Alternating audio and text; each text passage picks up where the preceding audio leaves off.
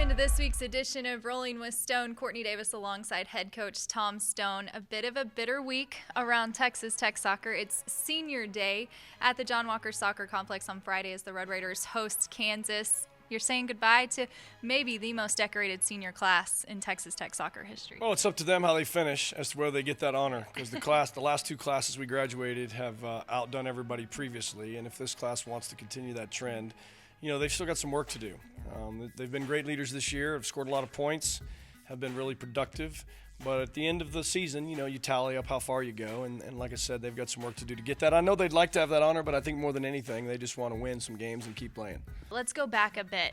Took a tough one against Texas, then you went down for a huge battle with the Baylor Bears, ended up with the draw.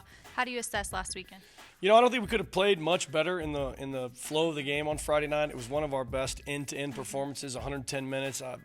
It's not a discredit to Texas to say that we outplayed them for the majority of the match. The reason they deserve credit is because they scored the 2 goals. Texas has been doing that to people all year. So we weren't the only ones to kind of feel that sting. And at 1 o'clock the next day, we're out on the field again, going against a team that is the most unique team in our conference in terms of their style, super direct. I think they committed 30 fouls on the day and kicked the ball out of bounds about 40 times. So you're dealing with stuff that you just don't normally deal with. Now, you can say that all you want. You still got to beat it. You still got to play against them. And they deserve a lot of credit for how committed they are to the way they play. The thing that made us most proud was the toughest scenario in our sport is down a player, down a goal. So we find ourselves down a goal, down a player, and found our way to fight back and get back in it, tie the game right before regulation, right before overtime.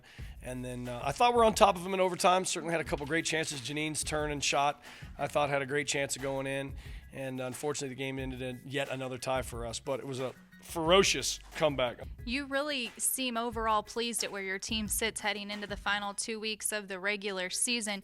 You get KU at home, you go on the road to Ames, then you head into postseason play. What is your message as you really play towards postseason? Just that we've got work left to do. In the last 3 years, in this weekend, we already knew where we were going. We knew what was happening. And in this case, we don't know where we're going to finish in the conference. And we've still got hopefully some wins to get to secure ourselves in the postseason after that. So none of that has been secured yet. So the message is, can't take your foot off the gas. Got to keep building on what we're doing. And, as you know, Courtney, we've played a lot of freshmen this year, which in general has not been our favorite thing to do. But I think we've had 5 or 6 freshmen out there in overtime of huge games this year at times. I think we started 5 freshmen against Texas, for example. So they've had to learn fast, and they've been victimized, but they've also been game winners for us.